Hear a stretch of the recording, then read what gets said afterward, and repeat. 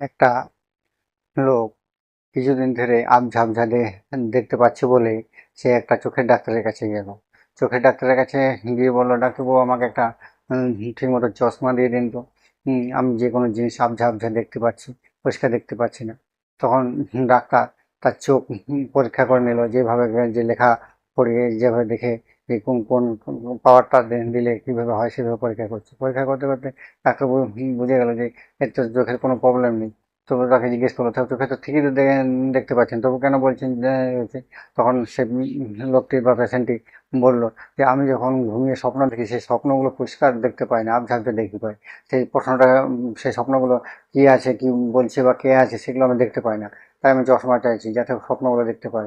তখন ডাক্তার কী আর বলবে।